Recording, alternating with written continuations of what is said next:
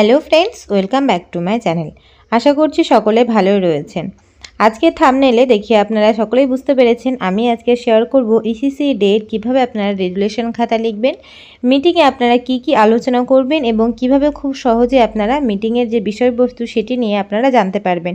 এবং সবার শেষে আমি দেখাবো পোষণ টাকার অ্যাপে আপনারা ইসিসি ডে সংক্রান্ত কি থিম এবং অ্যাক্টিভিটিস সাবমিট করবেন, সবটা ডিটেলস শেয়ার করব ভিডিওর মাধ্যমে।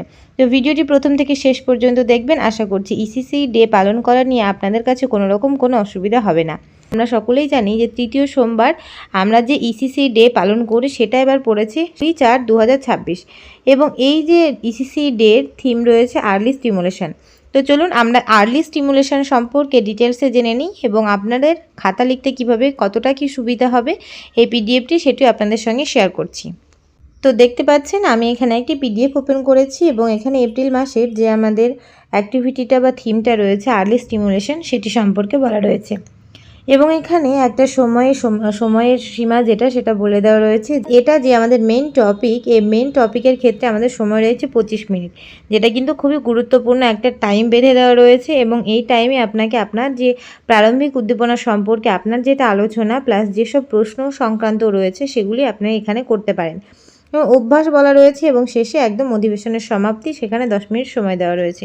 তো এই সময়টা অবশ্যই আপনারা নিজের যে কেন্দ্রে যেভাবে আপনারা কাজ করেন সেই মতো অনুযায়ী আপনারা এই টাইমটা আপনারা কাজে লাগাবেন। তো এখানে প্রারম্ভিক উদ্দীপনার যে আমাদের মেন প্রথম যে পার্টটা রয়েছে সেখানে বলা রয়েছে অভ্যর্থনা। তো অভ্যর্থনা সম্পর্কে কিছুই বলার নেই, কেননা অভ্যর্থনাতে তেমন কিছুই বলার নেই, শুধুমাত্র বলার রয়েছে যে অভিভাবকরা আসবেন অর্থাৎ 3 থেকে 6 বছরের সেই অভিভাবকদের আপনি ওয়েলকাম করবেন এবং তিনাদেরকে একটা বসার ভালো জায়গা দেখিয়ে সুন্দরভাবে একদম ঠিকঠাকভাবে বসতে বলবেন। তারপর বলা রয়েছে একটা মজার খেলা, এখানে আপনারা নিজের ইচ্ছা মতো কোনো রকম কোনো খেলা করাতে পারেন অথবা এখানে যে খেলা রয়েছে যে গোল দাগ কেটে সেখানে একজনকে লিডার করা হবে এবং লিডার যেটা করবে সে অনুযায়ী বাকি যে অভিভাবকরা রয়েছে তিনারাও এইভাবে করবেন। তো এটা আপনারা করাতে পারেন, চাইলে অন্যরকম কোনো খেলাও আপনারা খেলাতে পারেন। তারপর এখানে পুনরালোচনা রয়েছে, অর্থাৎ এর আগে আপনি যেটা আলোচনা করেছিলেন সেটা আপনি আবার পুনরায় আলোচনা করবেন এবং মেন যে টপিকটা রয়েছে যে প্রারম্ভিক উদ্দীপনা। এবার আমরা বলবো যে প্রারম্ভিক উদ্দীপনাটা কি। প্রারম্ভিক উদ্দীপনা বলতে এটাই বোঝায় যে বাচ্চা যে বড় হচ্ছে সে বড় হওয়ার আগে আমাদের অভিভাবক বা আমরা গার্জেন হিসেবে যে আমাদের মেনটেনেন্সগুলো থাকে বা যে আমাদের দায়িত্ব কর্তব্যগুলো থাকে সেই সংক্রান্ত এখানে বলা রয়েছে। তো এখানে বলা রয়েছে দেখুন যে প্রশ্ন তো এখানে দেখতে পাচ্ছেন একটু বোল্ড করে মার্ক করে দেওয়া রয়েছে সার্কেলে, যে আপনার শিশু বড় হয়ে কেমন হবে বলে আপনি আশা করেন। এটা কোশ্চেন, এই কোশ্চেনটা গার্জেনদেরকে করবেন একজন অঙ্গনওয়াড়ি কর্মী। দ্বিতীয় প্রশ্ন এখানে বলতে পারেন যে আপনার শিশুকে আপনি কি হিসেবে বড় হয়ে দেখতে চান। একই প্রশ্ন আপনারা একটু অন্য ধরনেরও করতে পারেন। এখানে উত্তর আপনি শুনবেন যে অভিভাবকরা কি বলতে চাইছে, যে সে তার ছেলেকে কি হিসেবে দেখতে চায়। তো এখানে বলা রয়েছে আমরা জানি যে আমাদের যেসব বাচ্চারা রয়েছে সেগুলো মোটামুটি 0 থেকে 6 বছরে। তো ব্রেন ডেভেলপমেন্ট যেটা অর্থাৎ শিশুর যে মানসিক বিকাশ বা বৌদ্ধিক বিকাশ সেটা 1 থেকে মোটামুটি 4 বছরের মধ্যে বা 5 বছরের মধ্যে কিন্তু প্রায় 90% হয়ে যায়। সেটা এখানে বলা রয়েছে, আমি আপনাদের সঙ্গে ডিটেলসে বলছি, তবে একটু আপনাদেরকে শর্টে আমি জানিয়ে রাখছি যে আপনারা কিভাবে প্রথম স্টার্টিংটা করতে পারেন। প্রথমে হয়তো আপনি বলবেন যে আমরা তো অনেকেই হয়তো জানি না, অনেকেই হয়তো জানেন না অভিভাবকরা, সেই হিসেবে আপনি বলবেন যে আমাদের বাড়িতে যে সকল বাচ্চারা রয়েছে তাদের যে ব্রেন ডেভেলপমেন্ট, আমরা হয়তো অনেকেই বলি যে বড় হয়ে বাচ্চাদেরকে যে এখন শিখবে না, সে বড় হয়ে শিখবে বা বড় হয়ে পড়বে, বড় হলে ঠিক সে করতে পারবে বা বুঝতে পারবে। কিন্তু এটা আমরা হয়তো অনেকেই খুব কম গুরুত্ব দিই যে বাচ্চারা ছোট থেকেই বেশি শেখে, অর্থাৎ ছোট থেকেই সে যেটা শিখবে এবং শিখে সে বড় হবে সেটাই কিন্তু তার ব্রেনে ইনপুট থাকবে, অর্থাৎ সে তার মানসিকতা বা তার মনোভাব একদমই তেমনটা তৈরি হবে। আমরা অনেকেই হয়তো বলি যে ওর বাবা মা হয়তো খারাপ বলে বাচ্চাটা খারাপ হয়েছে, বা ওর বাবা মা ভালো বলে হয়তো সে বাচ্চাটা ভালো হয়েছে। এমনটা শুধুমাত্র নির্ভর করে সে কোন সমাজে বা কোন পরিবারে সে বড় হচ্ছে। আমরা সকলে জানি যে বাচ্চারা ভীষণ অনুকরণ করে, অর্থাৎ অনুকরণ করে বলতে এখানে বলা হচ্ছে যে আপনি একজন গার্জেন হিসেবে আপনি যা করবেন, যেমনভাবে কথা বলবেন সে কিন্তু সেটাই শিখবে। অর্থাৎ আপনি যদি তার সামনে কোনো একটা ভালো কথা বা ভালো ব্যবহার করেন, সেও চেষ্টা করবে সে ভালো ব্যবহারটা এবং ভালো যে আপনি কথাটা বলছেন সেটা করার। সেই জন্য বলা হয় যে বাচ্চাদের সামনে কখনোই কোনো খারাপ ভাষা বা খারাপ কথা ইউজ করা উচিত নয়, কেননা এটা তাদের উপরে একটা খারাপ এফেক্ট পড়তে পারে। তো এগুলো আপনারা অবশ্যই গার্জেনদেরকে বলবেন এবং এমনটা বলবেন যে তাদের সামনে বা তারা এমন কিছু করবেন না যেটা হয়তো শিশুর ওপরে কোনো খারাপ প্রভাব বা ভবিষ্যতে সে খারাপ কিছু শিখছে এমনটা যেন প্রভাব না না পড়ে। তো এটা আপনারা অবশ্যই বলে দেবেন, কেননা আমরা হয়তো গ্রামীণ এলাকায় কাজ করি, একদম রুরাল এলাকায়, তো সেখানে অনেক গার্জেনরা রয়েছে যে এগুলো সম্পর্কে জানে না। তো অবশ্যই এটা আপনারা জানাবেন। এবং এখানে পিডিএফে কী বলা রয়েছে সেটা আমি একটু আপনাদের সঙ্গে আলোচনা করে দিচ্ছি।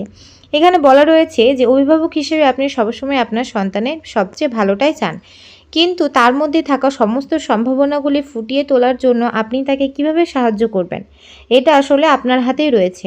এর জন্য কিন্তু কোনো টাকা পয়সার খরচ হয় না। কি বলা রয়েছে দেখুন, যে শিশুর 6 বছরের মধ্যে তার মস্তিষ্কের 90% বিকাশ ঘটে যায়, যেটা একটু আগে আমি আপনাদেরকে বললাম যে 5 বা 6 বছরের মধ্যে কিন্তু তাদের যে 90% অর্থাৎ 100%-এর মধ্যে কিন্তু তার বেশিরভাগ অর্থাৎ ম্যাক্সিমাম 90%টাই কিন্তু এখানে তার ডেভেলপমেন্টটা হয়ে যাচ্ছে।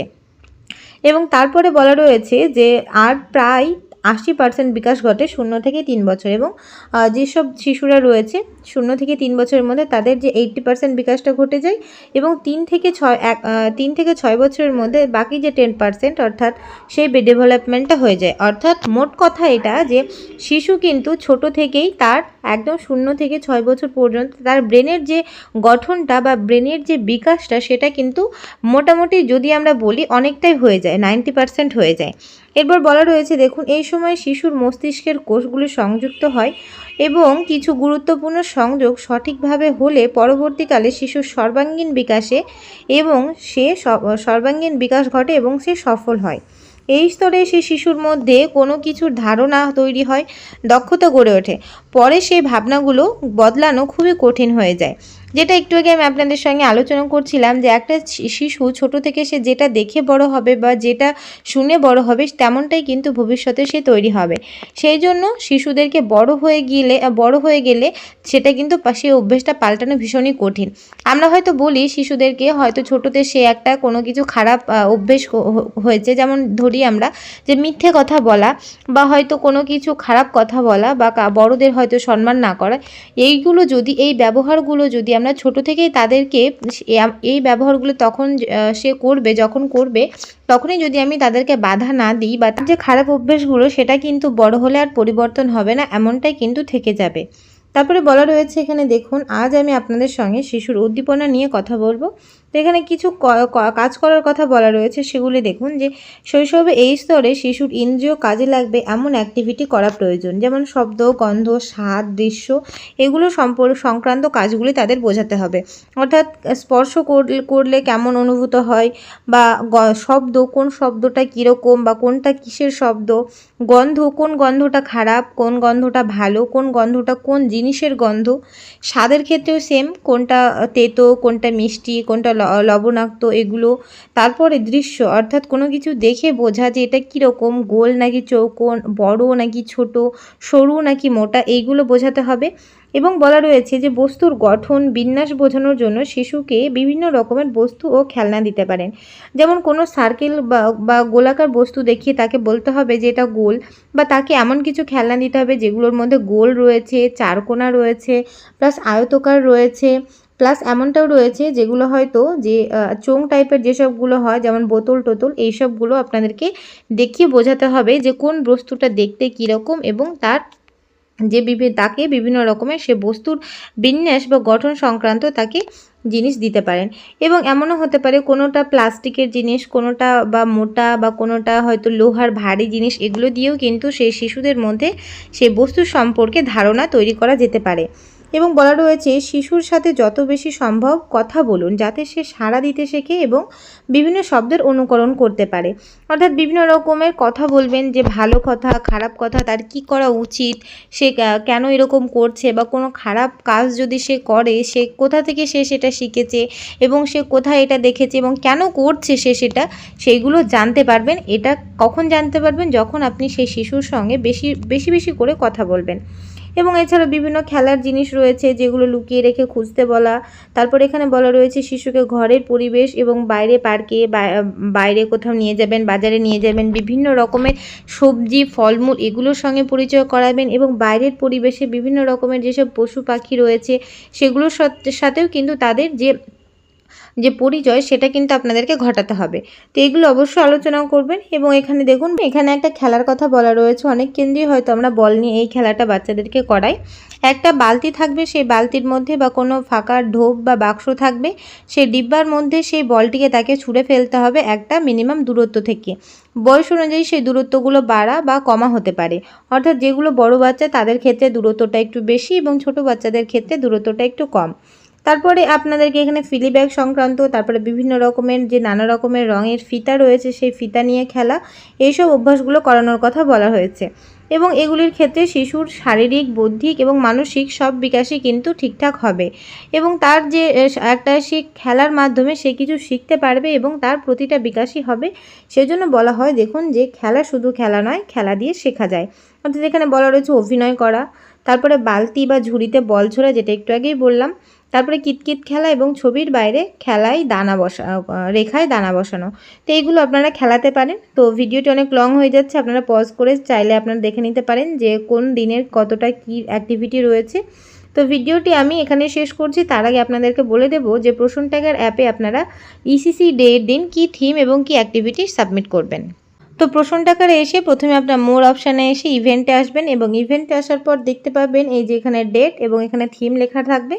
তো ডেটে আপনারা তৃতীয় সোমবারের যে ডেটটা আছে 20/4/2026 সেই ডেটটা আপনারা এখানে সিলেক্ট করবেন এবং থিম হিসেবে সিলেক্ট করবেন getting ready for play school at AWC এবং তারপরে শেষে কিন্তু আপনারা এখানে সাবমিট বাটনে ক্লিক করে শেষে সাবমিট করে দেবেন। তো ভিডিওটি যারা এতক্ষণ পর্যন্ত দেখছেন অবশ্যই লাইক শেয়ার করবেন এবং চ্যানেলে যারা নতুন অবশ্যই সাবস্ক্রাইব করে পাশে থাকা বেল আইকনটি প্রেস করে রাখবেন। ধন্যবাদ, সকলে ভালো থাকবেন, সুস্থ থাকবেন।